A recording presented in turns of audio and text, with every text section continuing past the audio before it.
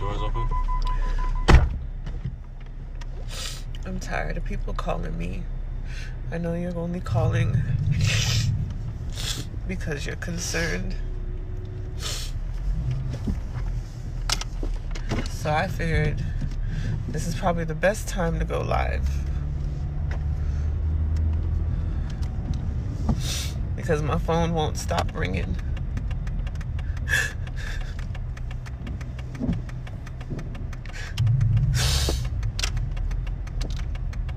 A few days ago, Bryce was talking crazy. He kept talking about the signs and the symbols. He kept talking about the signs and the symbols that he was seeing all over the place. And that he could see the world for what it really was. He kept saying that he could see people for who they really are.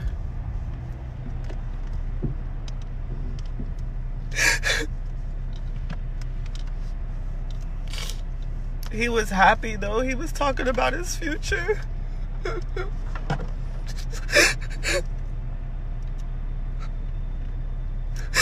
He was talking about going to Georgia Tech.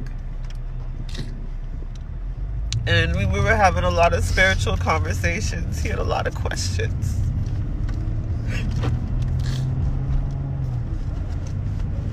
He had a lot of questions about spirituality and life.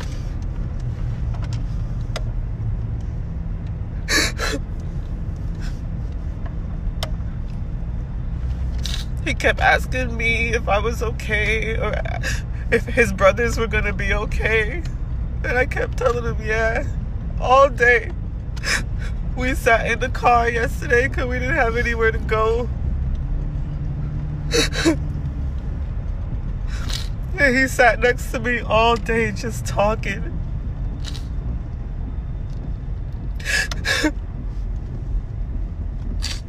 And I was stressed out. I was too stressed to really deal with it. And I kept telling him I had just started my period. We were on the streets again, homeless. The little job I got wasn't paying me all my money on time or in full. And I was so stressed out about taking care of my kids.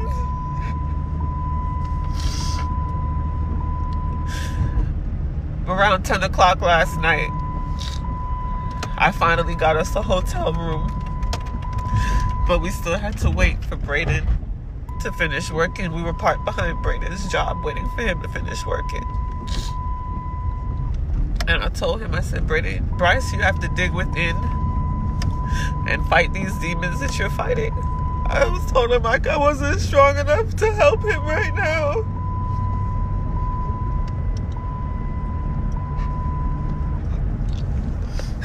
That I had my own demons that I was trying to fight. He was stressing me out so much that I started getting chest pains.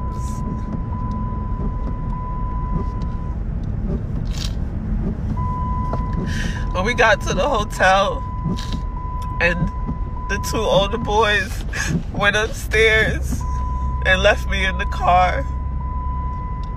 And I was just trying to decompress because the whole day Bryce was just going.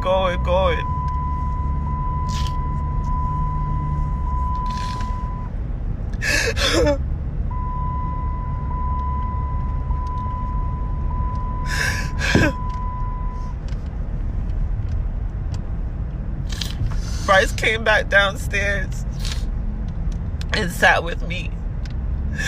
And I started telling him that he needed to get it together and toughen up, get his mind right.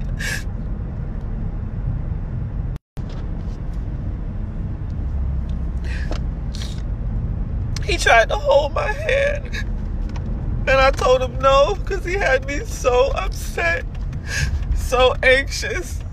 I was like, I can't deal with that energy right now, baby.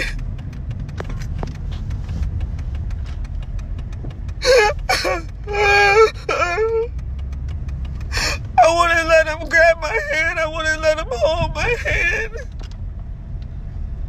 Because his energy was so intense. I could feel the pain in his soul, and it was breaking my heart.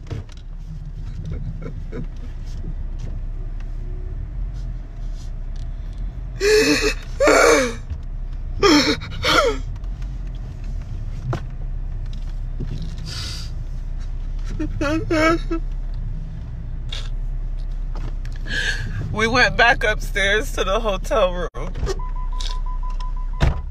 Brayden was already sleeping. It was cold, so I asked him. No, before that, I had my chest pain, so I was in the bathroom cleaning up. And he kept checking on me. Mommy, are you okay? Mommy, are you okay? Mommy, are you gonna be okay? Mommy, are you okay? I said, yeah, I just need to calm down, baby. I just need to calm down. After like 30 minutes, I came out the bathroom. And it was so cold in the room. I asked him to go downstairs and get my favorite blanket.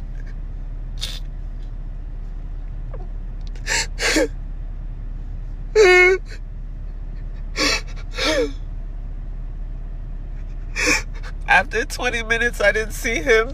So I went downstairs. I checked the car. The blanket was gone. So I know he came to the car, but I couldn't find him anywhere.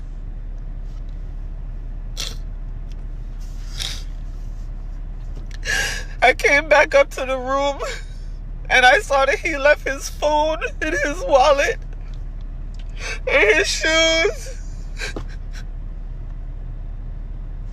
I sat there for a minute. I sat there for like 20 minutes just thinking like, come on, I know you're gonna come back. I know you're gonna come back. He still didn't show up.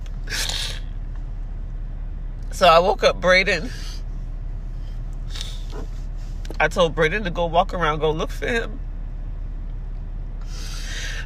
Brayden left, and I felt something in my soul. I just started bawling, crying. And then Brayden came back without him, and I started bawling, crying some more. Brayden was like, calm down, he's okay. But I knew in my heart he wasn't.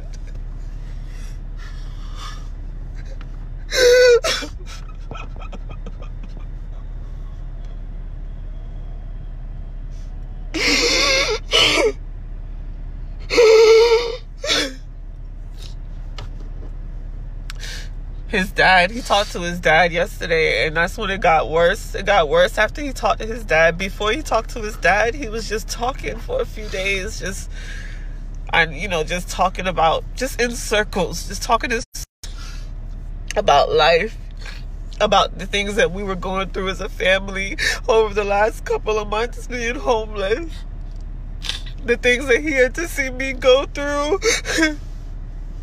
because we were homeless.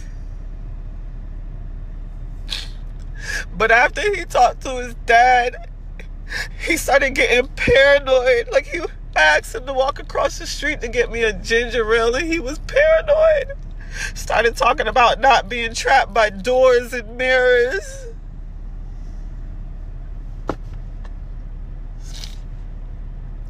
So this morning when he disappeared, I texted his dad, and I was like, I wish you would disappear from our lives forever.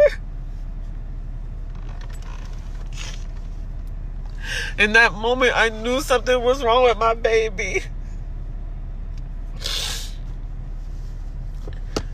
And I cried myself to sleep. I woke up 7 o'clock this morning. That was at like 4:30. I woke up at 7 o'clock this morning, still no Bryce. I started calling everybody. Nobody heard from him. No friends. Nobody heard from him. I called my brother, and my brother said he was going to start making phone calls.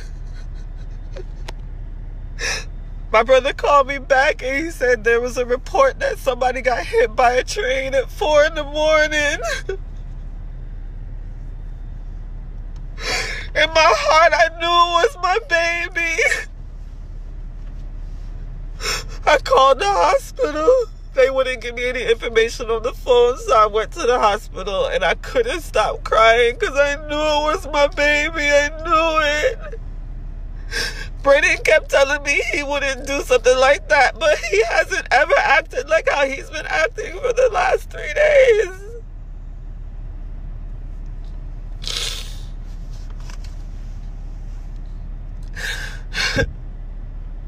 Finally, the nurse walked up to us with a piece of paper in his hand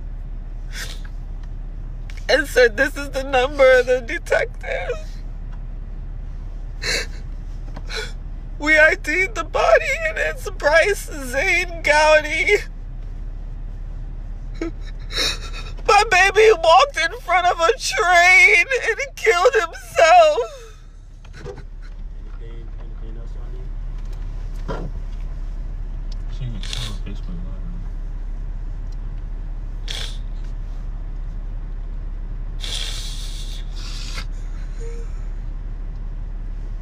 I've been begging for help for months. For months I've been begging for help.